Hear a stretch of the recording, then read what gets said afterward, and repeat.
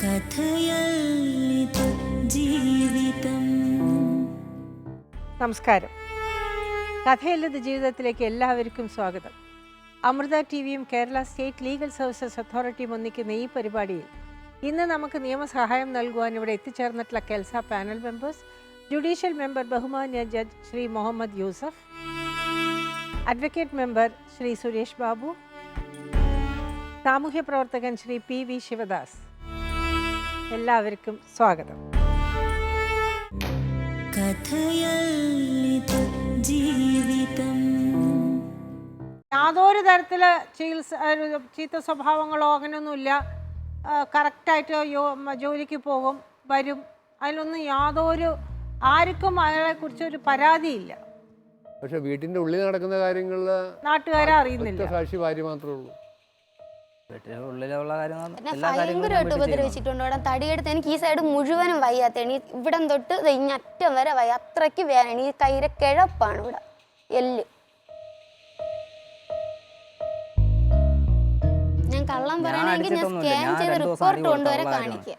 ഞാൻ തടിയൊന്നും എടുത്ത് അടിച്ചിട്ടില്ല. അല്ല ശാലുമോൻ, ഞാനൊരു കാര്യം പറയാം. എന്നോട് ദേഷ്യം തോന്നുമായിരിക്കും, കുഴപ്പമില്ല. അതുകൊണ്ട് എനിക്ക് വലിയ പ്രശ്നമൊന്നുമില്ല.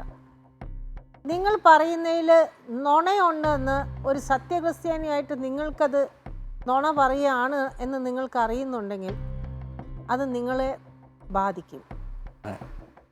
ഞങ്ങളോട് നിങ്ങൾക്ക് നുണ പറഞ്ഞ് രക്ഷപ്പെടാൻ പറ്റും, കാരണം ഞങ്ങളിത് അറിയാൻ പോകുന്നില്ല. പക്ഷേ അത് ബാധിക്കുന്നത് 40-42 വയസ്സായിട്ടുള്ള നിങ്ങൾക്കൊരു തുണയില്ലാതെ ആവുകയാണ്. അത് മാത്രമല്ല, ഈ മാനസികാവസ്ഥ വെച്ച് ഈ കുട്ടി പറയുന്ന പോലത്തെ ഒരു മാനസികാവസ്ഥയാണ് നിങ്ങൾക്കുള്ളതെങ്കിൽ അത് മാറ്റിയെടുത്തേ പറ്റൂ. ഇല്ലെങ്കിൽ നിങ്ങൾക്ക് നിങ്ങളുടെ ഭാര്യയും മക്കളെയും നഷ്ടപ്പെടും. നിങ്ങൾ ഞങ്ങളോട് പറയുന്ന നുണയുടെ ഫലമാണ് ഞാൻ പറയണത്. ഇല്ല, നിങ്ങൾ പറയുന്നത് സത്യമാണെങ്കിൽ, ഈ കുട്ടി പറയുന്നത് ശരിയല്ലെങ്കിൽ, ആ കുട്ടി ഇങ്ങനെ ഒരു ആരോപണം നിങ്ങളുടെ നേരെ ഈ 20 വയസ്സിൻ്റെ വ്യത്യാസം എന്നുള്ള ഒറ്റ കാരണത്തിൻ്റെ മേളിൽ ആ കുട്ടിയുടെ ജീവിതം ആ കുട്ടി സ്വയം ഇല്ലാതെ ആക്കണതിൻ്റെ കാരണം എന്താണെന്ന് എനിക്കറിയണം. അതിനെപ്പറ്റി എനിക്ക് അറിഞ്ഞൂടാ. നിങ്ങൾക്ക് അറിഞ്ഞൂടാ എന്നുള്ളത് ഞങ്ങൾക്ക് മനസ്സിലായി. പക്ഷെ അങ്ങനെ ഒരു കാരണം എന്താന്നുള്ളതാണ് ഞാൻ ചോദിക്കുന്നത്. അതിനെപ്പറ്റി എനിക്കറിയില്ല. വഴക്കുകളുണ്ടോ? വീട്ടിൽ വഴക്കൊക്കെ ഉണ്ടോ? വീട്ടിൽ അങ്ങനെ വഴക്കൊന്നുമില്ല. ഒന്നുമില്ലാത്ത ഒരു ജീവിതം. പക്ഷെ ഭാര്യയ്ക്ക് ഭർത്താവിനോട് ഭയങ്കരമായിട്ട് പ്രായത്തിന്റെ വ്യത്യാസം പറഞ്ഞിട്ട് ഇത്രയും ഒരു ജീവിതം 2 മക്കളായതിനു ശേഷം.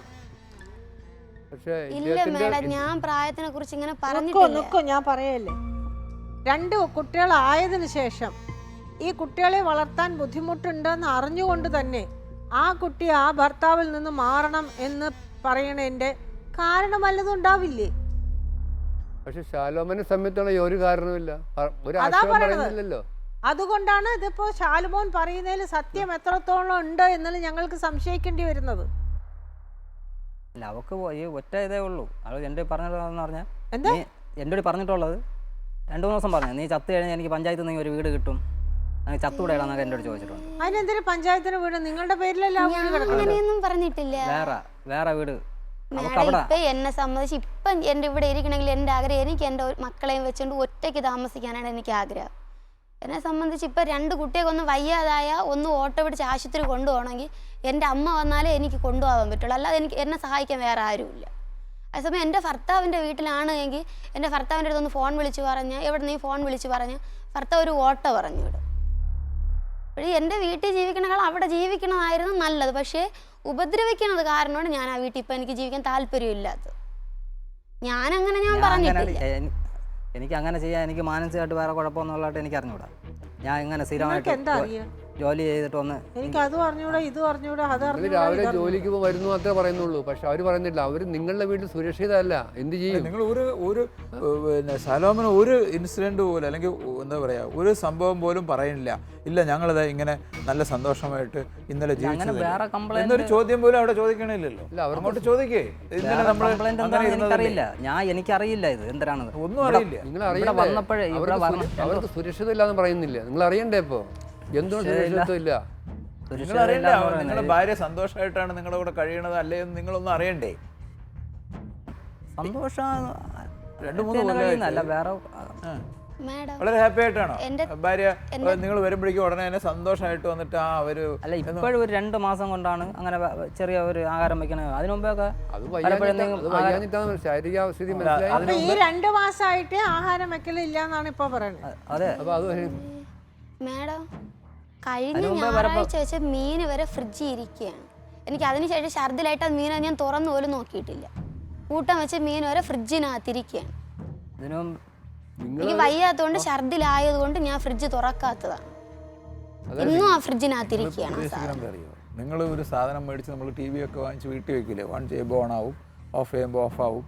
അങ്ങനെയാണോ നിങ്ങളൊരു ഒരു ഒരു ഒരാളെ കരുതുന്നത്? നിങ്ങളൊരു ഉപദ്രവം ചെയ്തിട്ടില്ല. നിങ്ങൾ പറയണം നിങ്ങൾ ഒരു ഉപദ്രവം ചെയ്തിട്ടില്ല. സാലുമോൻ, നമുക്കൊരു പരിഹാരം വേണമെങ്കിലേ സത്യങ്ങളൊക്കെ എന്തെങ്കിലും ഉണ്ടെങ്കിൽ പറയണം. പറഞ്ഞാലല്ലേ ഫോൺ നമുക്ക് വല്ല എന്തെങ്കിലും പ്രശ്നമുണ്ടോ? ഫോൺ വിളി കേട്ടോ, വേറെ വിഷയം ഫോൺ വിളിയിൽ വല്ല സംശയം അങ്ങനെ വല്ലതും വേറെ ഉണ്ടോ? എന്തെങ്കിലും കുറ്റമുണ്ടോ? ആ കുട്ടിക്ക് പറഞ്ഞാൽ വേറെ നമുക്ക് എന്തെങ്കിലും പരിഹരിക്കാം. വിളിക്കാൻ എനിക്ക് വിളിക്കാൻ അതിനെ സംബന്ധിക്കുന്ന വല്ല വഴക്കും വല്ല വരെ ഉണ്ടോ? ഇല്ല ഒന്നുമില്ല. ഒരിക്കലും അമ്മയുടെ ഫോൺ നശിപ്പിച്ചോളെന്ന് പറഞ്ഞു. തെരഞ്ഞു പൊട്ടിച്ചില്ലേ? അന്നേരം ഫോൺ വിളിച്ച അത് ഇവിടെ പോയിട്ട് എറിഞ്ഞോടിച്ചുള്ളത് തന്നെ. എന്തിനാ ആശുപത്രി പോയപ്പോഴും ഞാൻ 2-3 പ്രാവശ്യം വിളിച്ചപ്പോൾ ഇവള് കട്ട് ചെയ്തു. തിരിച്ച് ഞാൻ വരുന്ന നേരം ഇങ്ങോട്ട് തിരിച്ച് വിളിച്ചില്ല എന്നെ. അങ്ങനെ വന്നപ്പോഴും ഞാൻ ദേഷ്യം വന്നപ്പോൾ അതിനാണ് സോഷ്യൽ വർക്കർ ചോദിച്ചത് നിങ്ങൾക്ക് ദേഷ്യം വരുമോ? അതിന് അമ്മയുടെ ഫോൺ അതിന് ഒരു ഫോണൊക്കെ ഇറങ്ങിയാൽ ഫോൺ പറ്റും. ഒരു എന്ത് വന്നാലും അത് കാശ് കൊടുത്ത് വാങ്ങുന്ന ആശുപത്രി സാധനം പോയതാ. ഒരു ഫോൺ നിങ്ങൾക്ക് വാങ്ങിച്ചു കൊടുക്കാൻ പറ്റിയ എന്നിട്ട് ഒരു ഫോൺ വാങ്ങിച്ചു കൊടുക്കാൻ പറ്റിയില്ല. ഉടനെ തന്നെ അയ്യോ സോറി, ഞാൻ അവക്ക് വാങ്ങിച്ച ഫോണാണ് ഇപ്പൊ ഞാൻ കൊണ്ടുവരാം. അല്ല അമ്മയ്ക്ക് അമ്മയുടെ നശിപ്പിച്ചതല്ലേ? നിങ്ങൾ ഫോൺ എടുത്ത് എറിഞ്ഞില്ലേ? ദേഷ്യം വരുമ്പോൾ ഫോൺ എടുത്ത് എറിയാന്ന് പറഞ്ഞാൽ അതിന്റെ അർത്ഥം എന്താണ്? ഫോൺ ഒരിടത്ത് കാശ് കൊടുത്ത് വാങ്ങിച്ചതല്ലേ? എന്നാ വിളിച്ച് അതിനെ സ്വിച്ച് ഓഫ് ചെയ്ത് വെച്ച് വീട്ടിൽ വന്ന ശേഷമാണ് ഞാൻ ഈ സംഭവം അറിയുന്നത്. അതെ, അപ്പൊ ഈ പോയത് എന്താണെന്നുള്ള ഒരു ഇതും എനിക്കറിയാൻ പറ്റിയില്ല. പോയിട്ട് വന്നേ. അപ്പൊ നിങ്ങൾ തമ്മിൽ നല്ലൊരു സ്നേഹത്തിന് അല്ലാത്തോണ്ടല്ലേ ഓഫ് ചെയ്ത് വെക്കേണ്ടി വന്നത്? അതിനൊരു കാരണോടുണ്ടല്ലോ. അല്ല നല്ല സ്നേഹത്തിലാണ് വിളിച്ചു പറയത്തില്ലേ? അതല്ല, അല്ലാതെ ഓഫ് ചെയ്തല്ല. ആ കുട്ടി പറഞ്ഞ എന്നാ വെച്ചാൽ ആ ഫോൺ ആ കുട്ടി അമ്മയുടെ അടുത്ത് കൊടുത്തിട്ട്, അമ്മയുടെ ഫോണല്ലോ അമ്മയുടെ അടുത്തല്ല, ഈ കുട്ടി ഡോക്ടറെ അടുത്ത് ചെക്കപ്പിനകത്തേക്ക് പോയി. അവിടെ ചെക്കപ്പ് കഴിയാൻ കുറച്ച് താമസമായി. എല്ലാം കഴിഞ്ഞ് ആ കുട്ടി പുറത്ത് വരുമ്പോൾ ആ അമ്മ പറഞ്ഞു എൻ്റെ ഭർത്താവ് 2 പ്രാവശ്യം വിളിച്ചു എന്ന് പറഞ്ഞു. ആ അമ്മ ഫോൺ എടുത്തിട്ടില്ല. ആദ്യം ഫോൺ വിളിച്ചപ്പോൾ 10:30 ഫോൺ വിളിച്ചപ്പോൾ അമ്മയോട് സംസാരിച്ചിട്ട് പറഞ്ഞ് രാഗി ഇതുപോലെ ഡോക്ടറിനെ കാണാൻ വേണ്ടി തോപ്പിയിൽ കയറി അമ്മ ഇതുപോലെ വെളിയിലാണെന്ന് പറഞ്ഞു. എന്നിട്ട് പറഞ്ഞ് രാഗി ഇറങ്ങുമ്പോൾ വിളിക്കാൻ പറഞ്ഞു. കുറേ കഴിഞ്ഞ് പിന്നെ ഒരിക്കൽ ഇങ്ങോട്ട് മിസ് കോൾ അടിച്ച്. എന്നിട്ട് ഞാൻ ഓപ്പിയിൽ നിന്ന് ഇറങ്ങിയപ്പോൾ 2 മണി കഴിഞ്ഞ് വന്ന് അമ്മയുടെ അടുത്ത് വന്നിട്ട് ഇതിൽ നിന്ന് അങ്ങോട്ട് വിളിക്കണ 2 ബെല്ലിയേക്കും ബിസി. എത്ര തവണ വിളിച്ചിട്ടും അങ്ങനെ തന്നെയാണ്. അതെന്തുകൊണ്ടാണ് അങ്ങനെ സംഭവിച്ചത്? നമ്പർ റിജക്ട് ചെയ്ത്. നിങ്ങൾ പണിയിലായിരുന്നു ആ സമയത്ത്? ഇല്ല, അത് ശേഷം ഇങ്ങോട്ട് വിളിച്ചിട്ടില്ല എന്നെ. അന്ന് ശാലുമൻ എവിടെയായിരുന്നു? ഇതെല്ലാം ജോലി സ്ഥലത്താണോ? ഓക്കെ, നിങ്ങൾ ജോലി സ്ഥലത്തായിരുന്നു. ജോലി സ്ഥലത്ത് അല്ല, നിങ്ങൾ വിളിച്ചു, അവരെടുത്തില്ല, എന്തെങ്കിലും കാരണോ? എന്തായാലും ഹോസ്പിറ്റലിൽ ഇരുന്നിട്ടാണല്ലോ എടുക്കാതിരുന്നത്, അല്ലാതെ വേറെ എവിടെയോ പോയി ഇരുന്നിട്ട് സിനിമ കണ്ടുകൊണ്ടിരിക്കുമ്പം ഫോൺ എടുക്കാത്തതല്ലല്ലോ. തിരിച്ചു വന്നപ്പോൾ എന്താ നീ ഫോൺ എടുക്കാത്ത ചോദിച്ചു. ഞങ്ങൾ ഹോസ്പിറ്റലായിരുന്നു പറഞ്ഞു. ദേഷ്യം വന്നു. ഉടനെ തന്നെ എത്ര മണിക്കൂർ കഴിഞ്ഞിട്ടാണ് നിങ്ങൾ തിരിച്ചു വന്നിരിക്കുന്നത്? മേ ബി ഒരു 6 മണിക്കൂർ അല്ലേ?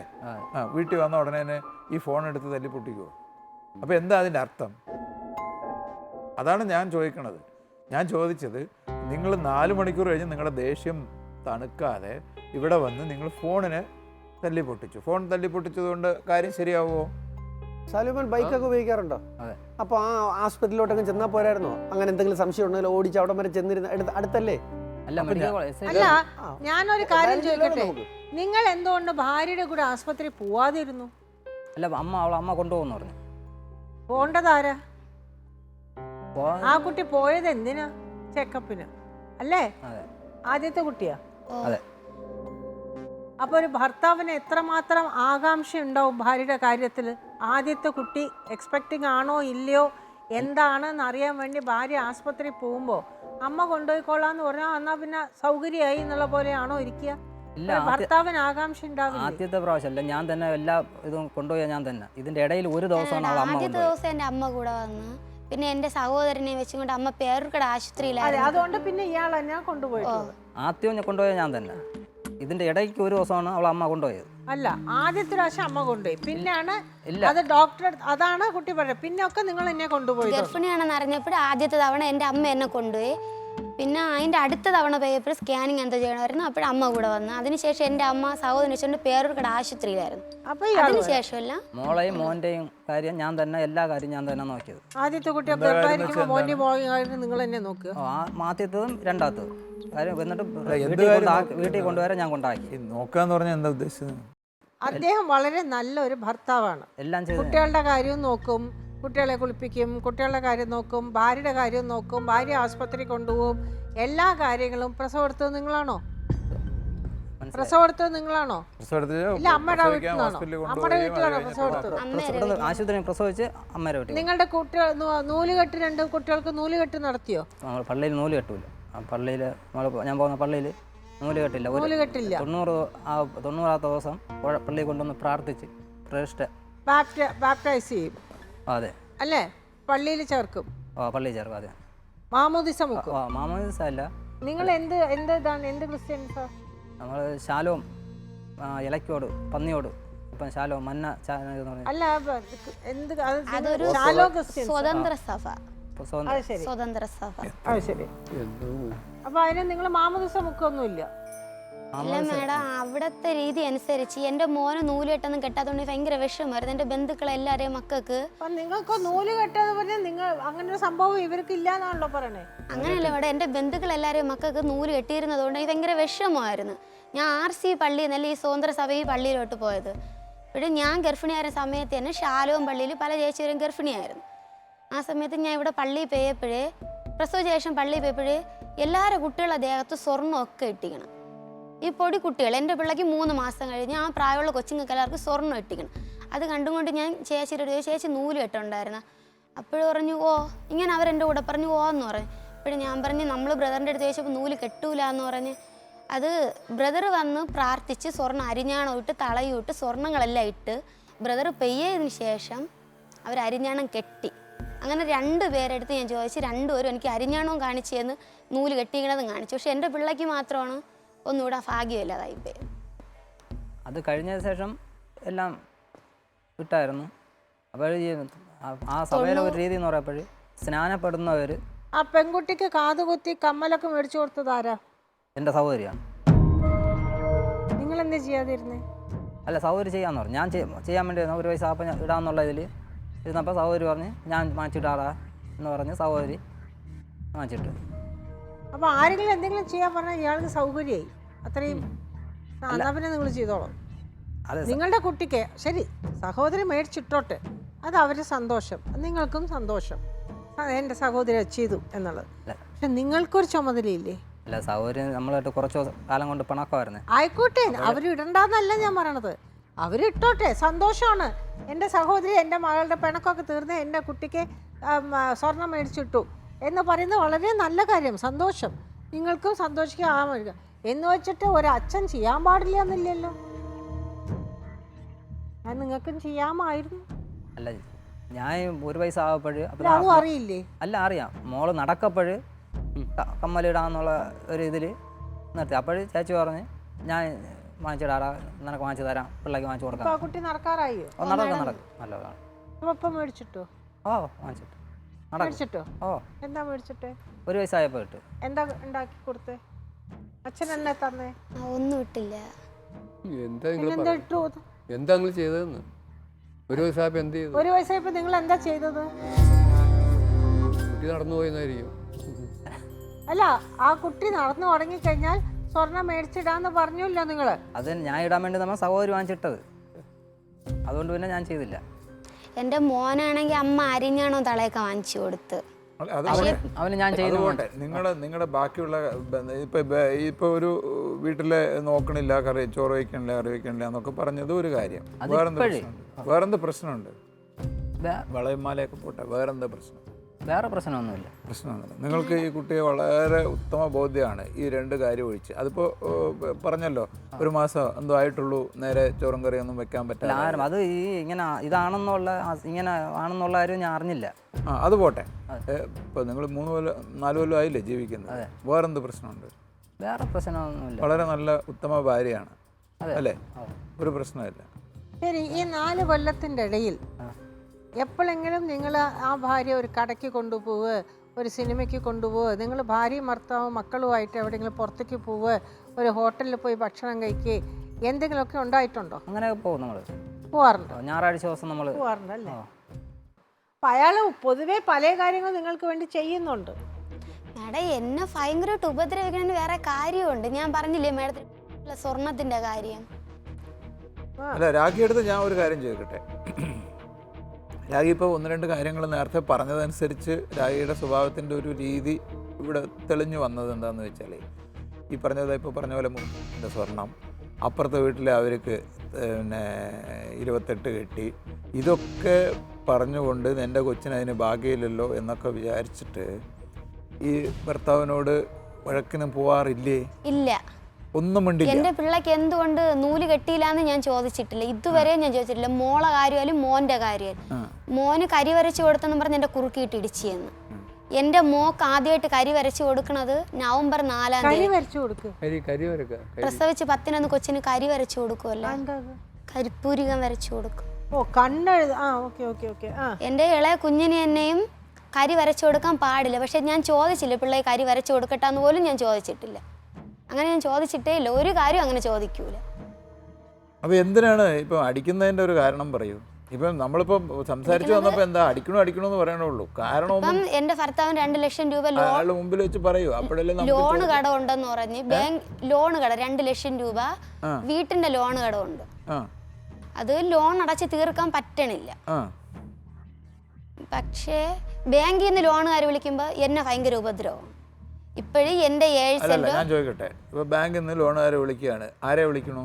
എന്റെ ഭർത്താവിനെ വിളിച്ച് അവർ പറയാണ് നിങ്ങൾ ഇത് ഡ്യൂ ആയിട്ടുണ്ട്, അടയ്ക്കണം, അല്ലെങ്കിൽ വലിയ പ്രശ്നമാവെന്ന് പറയും. ഉടനെ വന്ന് നിങ്ങളെ തല്ലുവോ? എന്നിട്ട് അതിന്റെ വല്ല സ്ഥലം വിൽക്കാൻ പറ്റിയില്ല എന്നുള്ള പേരിൽ ഇങ്ങനെ അലച്ചിരുന്നിട്ട് വഴക്കുണ്ടാക്കി ഉപദ്രവിക്കും. എന്റെ സ്ഥലം വിൽക്കണമെന്ന് പറഞ്ഞിട്ടുണ്ട് എൻ്റെ അടുത്ത്. അപ്പോൾ ഞാൻ പറയാം. അപ്പോൾ ഉടനെ പുള്ളിക്കാരന് ദേഷ്യം വരുന്നു, അല്ലെങ്കിൽ വിഷമം വരണോ? കാരണം ബാങ്കിൽ നിന്ന് വിളിച്ചതാണല്ലോ. അപ്പോൾ പിന്നെ രാഗി എടുത്തൊന്ന് പറയാണ്, ഞാൻ അപ്പോഴേ പറഞ്ഞില്ലേ നമുക്ക് ആ സ്ഥലം വിറ്റാ കാശ് കൊടുക്കാം, നീ എന്താ സമ്മതിക്കാത്ത പറയും. അപ്പോൾ എന്താ തിരിച്ചു പറയാ?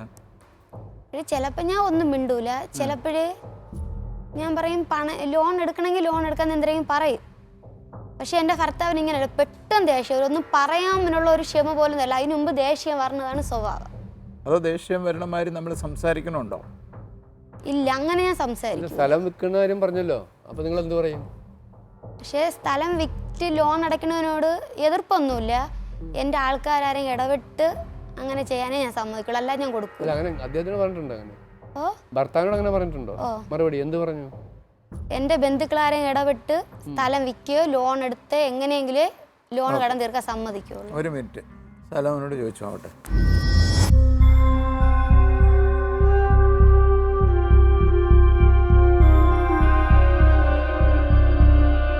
പിന്നെ ഇവർക്ക് കൊടുത്ത ഒരു 7 സെൻറ്റ് സ്ഥലത്തിൽ കയറാനുള്ള ഒരു വഴി ഇതാണ് ഇന്നാൾ വിഷയം. അത് ആഹാരം കഴിച്ചുകൊണ്ടിരുന്നപ്പോഴാണ് ഞാൻ ചോദിക്കുന്നത്. പിന്നെ ഈ വഴിയുടെ കാര്യം, ഈ സ്വർണ്ണത്തിൻ്റെ കാര്യം വളരെ സ്നേഹത്തിരുന്നപ്പോൾ അവൾ പെട്ടെന്ന് എന്തോ ഒരു വയലൻ്റായി സംസാരിച്ച് അതിൻ്റെ പിറ്റന്ന് വീട്ടിൽ പോവുകയും ചെയ്തു.